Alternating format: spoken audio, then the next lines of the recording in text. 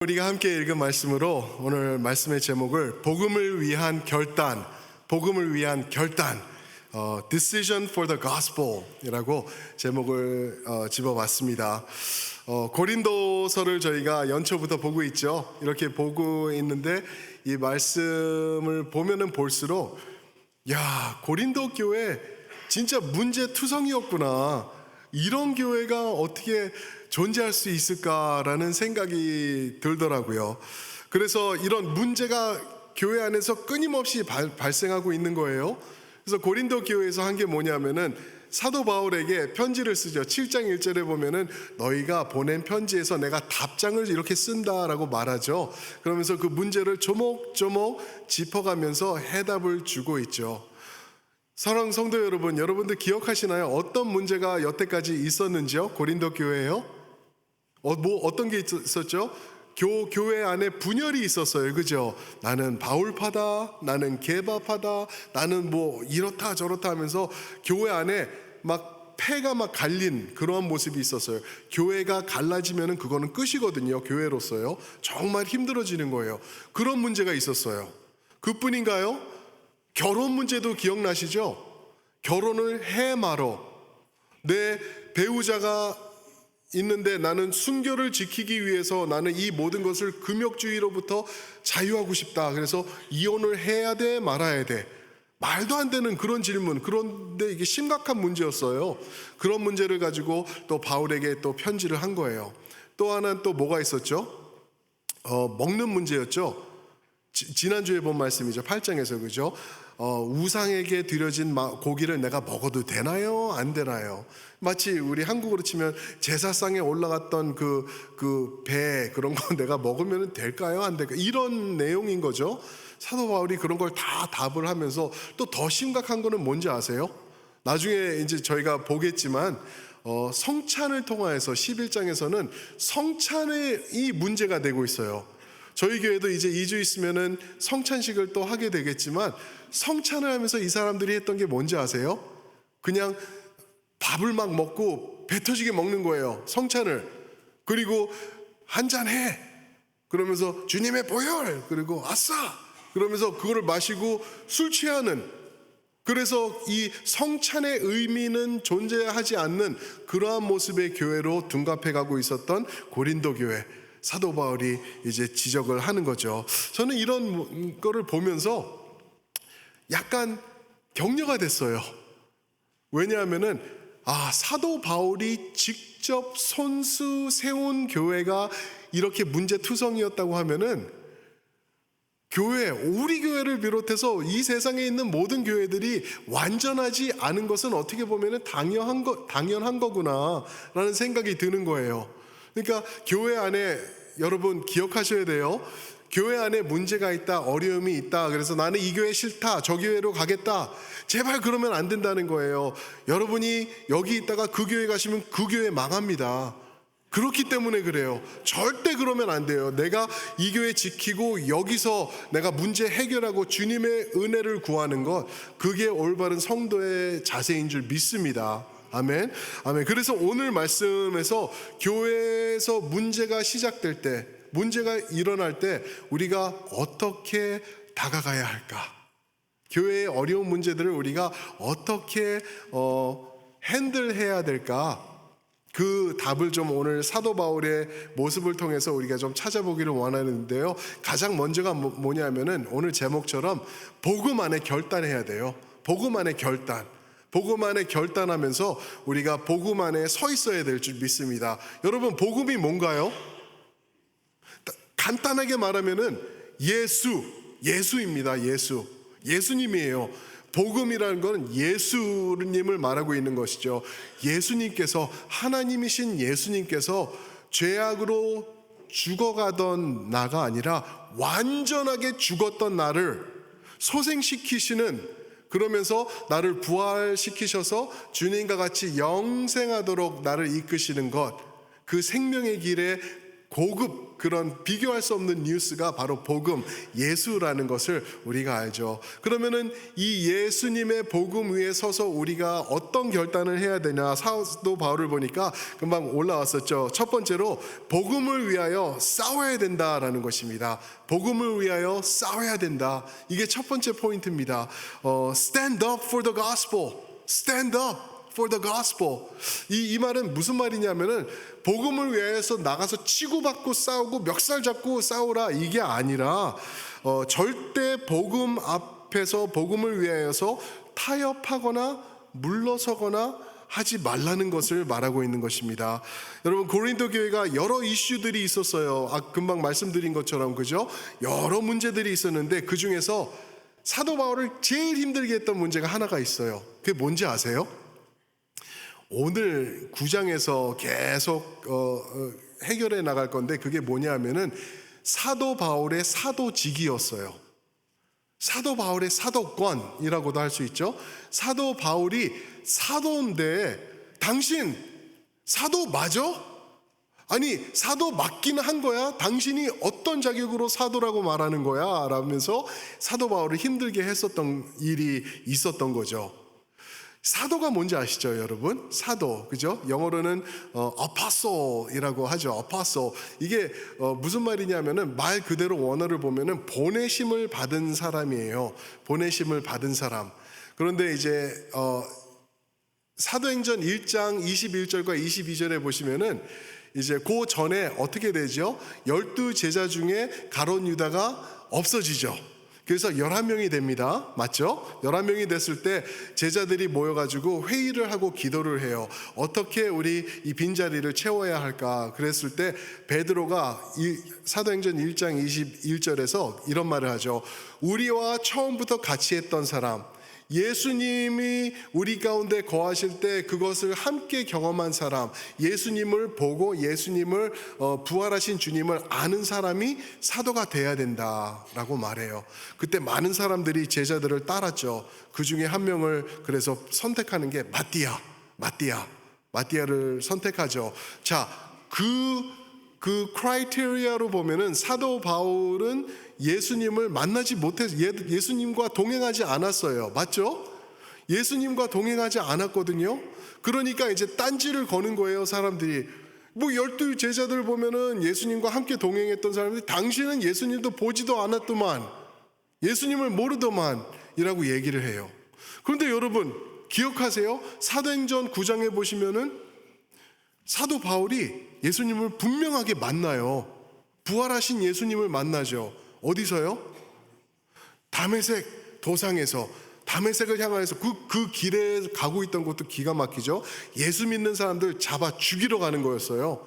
그런데 가는 길에 예수님이 빛으로 나타나셔서 왜 나를 핍박하냐라고 하면서 대화하고 사도 바울을 결국에는 소명과 사명을 주시면서 세우시죠. 그래서 바울은 분명히 사도직이 그에게도 있었다라는 것을 우리가 알 수 있죠.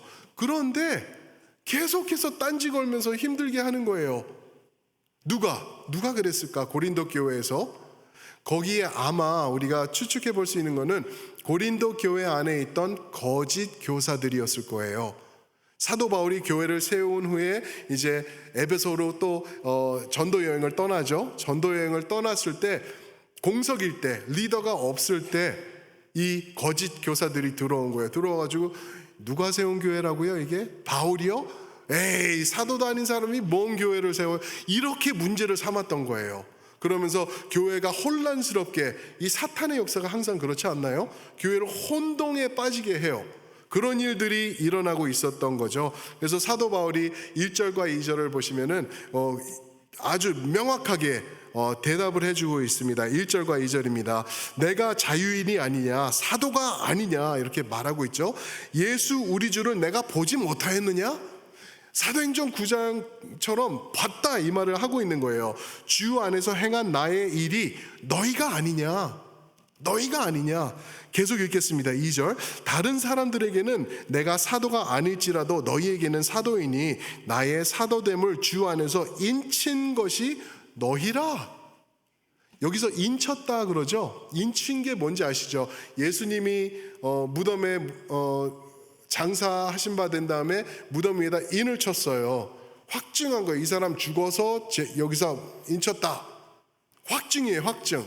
근데 사도 바울이 여기서 똑같은 단어를 쓰고 있어요. 인쳤다. 무엇으로? 너희로. 무슨 말이냐면은 너희 중에 나의 사도직을 질문하는 사람들이 있는데 봐라, 내가 진짜 사도인가 아닌지 너희가 그 증거다. 너희가 오늘 예수님을 믿지 않냐? 나를 통해서 예수님을 영접하지 않았냐? 그게 인친 거다. 내가 사도직인 것을 그것으로 확증하는 거다라고 말하고 있는 것입니다. 그런데 그 의심하던 사람들이 어느 정도까지 의심했는지 아세요? 3절 말씀 보시면은 나를 비판하는 자들에게 비판했다고 그래요. 변명할 것이 이것이니라고 얘기를 하고 있습니다. 여기서 말하는 비판, 그냥 그 사도도 아니면서 그냥 이 정도로 비판했다, 나쁜 말 했다가 아니에요. 여기서 말하는 비판이라는 단어는 원문을 보시면은 아주 확실하게 무서울 정도로 몰아세우면서 법정인 모습, 법정 언어거든요. 이게 아나크리노라는 단어인데 법정적으로 사도 바울을 지금 고소하듯이 지금 공격하고 있는 모습이에요. 그럴 때 여기서 사도 바울이 그들에게 변명할 것이 이것이니, 우리가 아는 변명은 좋지 않은 거 아닌가요? 그래서 저는 이 번역이 그렇게 정확하지는 않은 것 같아요. 조심스러워요. 왜냐하면은 내가 뭐 잘못했을 때 둘러대느라고 하는 게 변명 아닌가요? 우리는 그렇게 이해하죠, 그죠? 그런데 여기서 쓴 이 단어는 뭐냐 하면은 defend 하다는 거예요. 한 발자국도 물러나지 않고 나의 명확한 것을 전달하면서 defend, apologia라는 단어를 쓰고 있어요. 신학교에 가면은 apologetics라는 공부가 있어요. apologetics가 뭐냐면은 이 세상에 있는 거짓 증인들과 잘못된 교단들 또 이단들로부터 우리 교회를 지키기 위한 그 방법, teaching lesson, 그거를 apologetics라 그러거든요. 사도 바울이 그걸 하고 있는 거예요. 그들의 비판, 그렇게 공격하고 몰아세우는 것을 나는 하나도 물러서지 않고 다 대답하고 있다라고 지금 말하고 있는 것입니다. 왜요? 왜 그랬을까요? 사도 바울 딴 때는 보면은 좀 이렇게 양보도 하고 그런 모습도 있거든요. 그런데 이 자리에서는 왜 이 사람들과 끝까지 맞서면서 싸웠을까? 그 답이 뭔지 아세요? 한번 따라해 보실까요? 복음이에요, 복음. 복음을 위해서 그렇게 한 거예요. 무슨 말이냐 하면은 이거예요. 이제 고린도 교회에 크지는 않았겠지만 그래도 수많은 성도들이 있는 거예요. 이제 사도 바울을 통해서 예수님을 만난 사람들이죠. 그런데 그 안에서 이제 막 이상한 말이 일어나면서 아이 그 사도도 아닌 사람 당신 그 사람 통해서 믿었다고? 말도 안 되는 거, 그 가짜 믿음 아니야, 이런 모습이 있었던 거죠. 그랬을 때 사도 바울이 그냥 에이 뭐 그럴 수도 있지, 그냥 에이 좋은 게 좋은 거니까 그냥 넘어가자 했으면은 그 사람들의 믿음이 흔들린다는 거예요. 그들이 온전히 받은 복음이 있는데 사도 바울이 여기서 맞서고 싸우지 않으면은 이 모든 사람들의 믿음이 흔들어질 수밖에 없기 때문에 바울은 끝까지 복음을 위하여 싸웠던 것을 우리에게 전하고 있는 것입니다. 사랑하는 성도 여러분, 오늘날 참 무서운 세상을 우리가 살고 있다라는 거 느끼시나요? 그냥 뭐 엊그제도 생각해 봤는데 저는 어렸을 때 한국에서 자랄 때 큰 문제가 없었어요. 뭐 밤늦게 놀아도 아무 문제 없이 뭐 유괴당하고 그런 것도 뭐 있었겠지만 우리 동네에서 그런 일 없었거든요. 놀다가 깜깜해지면 엄마가 밥 먹어 그러면은 들어가고 전혀 문제가 없었어요. 자동차들도 많이 없었어요. 안전해서. 그냥 그거를 얘기를 하는 게 아니라 지금 세상이 얼마나 악해졌는지 여러분들이 깨달으셔야 돼요.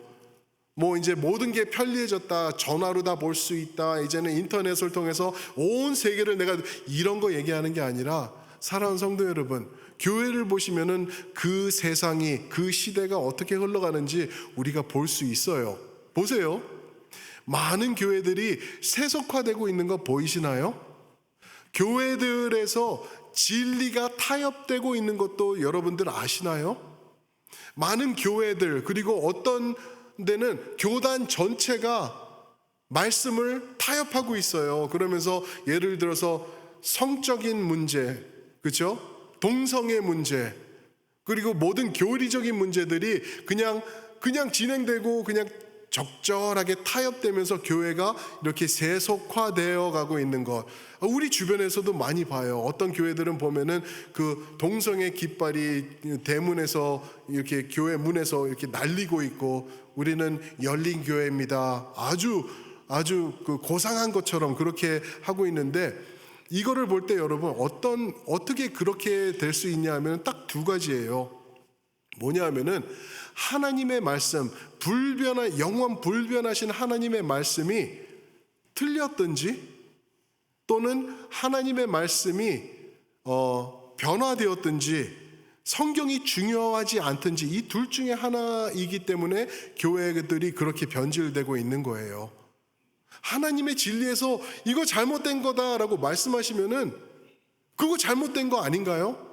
목에 칼이 들어와도 잘못된 거는 잘못된 거라고 우리가 그거 믿어야 되지 않나요? 그런데 성도들 가운데서도 저 같은 목사들 가운데서도 때가 때인데 이렇게 바뀌었는데 이제는 그냥 그거에 맞춰서 가야지, 막 이렇게 나가고 있는 건 잘못된 거라는 거죠. 그래서 우리가 말씀 중심으로 서야 된다. 사도 바울은 그런 내용을 9장 26절, 지금 우리 보는 9장 26절과 27절에서 보여주시는데요. 제가 한번 올려주시면 제가 한번 읽어볼게요. 보세요. 그러므로 26절입니다. 나는 다름질하기를 향방 없는 것 같이 아니하고 싸우기를 허공을 치는 것 같이 아니하며, 내가 내 몸을 쳐 복종하게 함은 내가 남에게 전파한 후에 내 자신이 도리어 버림을 당할까 두려워함이로다. 이 무슨 말인지 아세요? 이렇게 잘못되고 있는 데서 내가 끝까지 싸운다, 정확하게 목적을 가지고 싸우고 있는 이유는 내가 또 타협해 버릴까 봐 나도 조심하면서 이렇게 복음을, 진리를 내가 지키고 있다라는 것을 말하고 있는 것입니다. 사랑하는 성도 여러분, 제가 하나 거룩한 워닝을 하나 드릴게요. 여러분들이 만약 하나님의 복음 앞에 확고한 결단을 하지 않으시면은, 여러분들은 제가 자주 인용하죠. 우리 히브리서 지난 다음에 히브리서에서 말하는 것처럼 이 세상의 기류에 흘러 떠내려갈 것이에요. 그럴 수밖에 없어요. 나의 앵커가 되시는 예수님을, 그 복음을 단단히 붙잡고 있지 않으면은 여러분들과 저는 쓰러질 수밖에 없어요. 우리는 장사가 아니에요. 우리를 이 세상에서 세워나갈 수 있는 것은 오직 예수님 뿐이시기 때문인 줄 믿습니다. 그래서 여러분들과 저는 정신 똑바로 차리고, 예수님이 말씀하셨죠. 마지막 때니 깨어 있으라. 정신 똑바로 차리라는 말이에요. 그러면서 복음 붙잡으라. 그리고 적당하게 타협하라가 아니라 끝까지 복음을 지키며 싸우며 선포하라라는 것을 우리에게 말씀하고 있는 것입니다. 그게 첫 번째고요. 두 번째로 오늘 말씀, 사도 바울을 통해서 우리가 어떤 복음을 위한 결단을 할 수 있냐 하면은 복음을 위하여 참는 것이에요. 복음을 위하여 참는 것.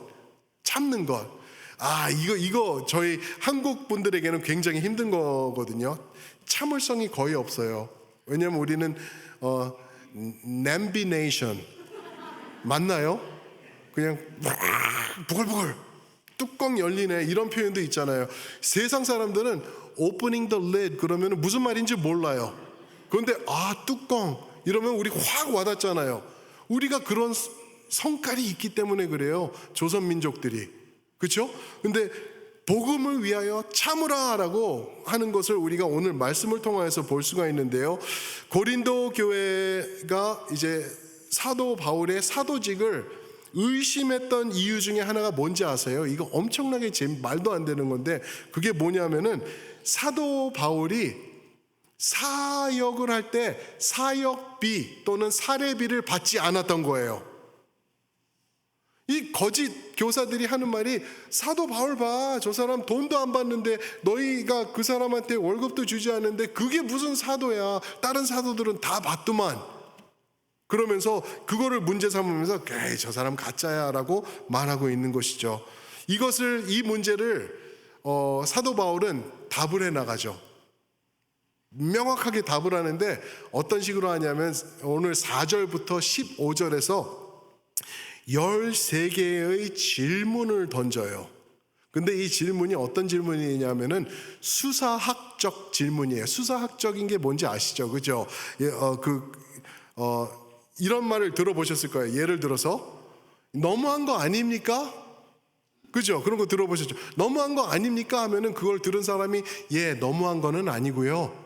그렇게 답하지 않아요. 왜 그러냐면은 수사학적인 질문이었기 때문에 너무한 거 아닌가요? 했을 때는 당신 너무합니다라는 것을 그 질문에 포함해서 던지고 있는 거죠. 답을 해달라는 게 아니죠. 그렇게 13개의 질문을 4절부터 13절에서 조목조목 말하고 있어요. 그 바울의 포인트가 뭐냐면은 내가 이렇게 사역할 때 지원비를 받는 거는 나의 권리가 아니냐? 를 시작해서부터 또 계속 나가고 있어요. 그래서 사역에 몰두할 수 있게 하는 게 온전한 것이 아니냐. 또 들어오면서 군인이 자기 돈을 들여서 군복무에 임하는 걸 봤냐? 말도 안 되죠. 그죠? 포도를 심은 다음에 포도를 걷지 않는 거 너희가 혹시 본 적 있어? 이러면서 질문을 계속 해나가고 있어요. 13번에 걸쳐서. 그 포인트는 뭔지 아세요? 결국 나는 돈을 받고 너희에게서 지원을 받을 권리가 있다. 그러나 내가 그 돈을 받지 않았다. 그럼 어떻게 사역을 했을까 궁금하시죠? 그죠? 사도행전 18장을 보시면은요, 18장은 사도 바울이 고린도에 가서 어떠한 행적을 했는지를 나눠주고 있는데 18장 3절을 보시면은 내가 너희 가운데 있을 때 천막을 만들었다. 기억나시죠? 그죠? 천막을 만들어서 이 천막을 수리하면서 파는 것으로 돈을 벌었던 거예요. 브리스길라와 아길라랑 같이. 그래서 자기가 그냥 돈을 벌어서 그렇게 했어요. 자, 그러면은 우리 김성수 목사도 사례비 안 줘도 되겠네. 천막 팔고 장사해서 포도 장사하면 되겠네. 큰일 나요. 그럼 저 굶어 죽습니다. 안 돼요. 왜 그러냐면 사도 바울을 보면 사도 바울도 자기가 직접 했더만 이게 아니에요. 왜냐하면은 사도 바울을 보시면은 나중에 빌립보 교회나 다른 교회 가면 거기서 사례비를 다 받았어요. 여기 고린도에 있을 때도 고린도전서 11장 9절에 보시면은 마게도니아에서 내려온 형제들이 나에게 지원금을 줬다, 헌금을 했다. 그것을 받아서 내가 어려울 때 생활을 했다라고 말하고 있어요. 무슨 말이죠? 고린도 교회의 특수 상황 때문에 그 지역에서는 사례를 받지 않았던 거예요. 왜 그랬는지 아세요? 고린도가 어디죠? 그리스예요. 그리스. 그래서 그리스는 무엇이 유명하다고요?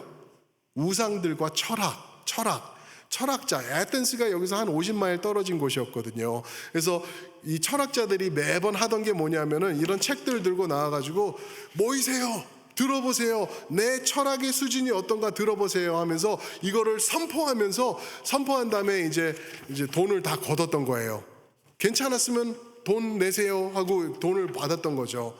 근데 사도 바울이 하는 게 뭐냐면은 그런 사람들처럼 내가 비춰질까봐 나는 지원받지 않겠습니다 라고 하고 있는 거예요.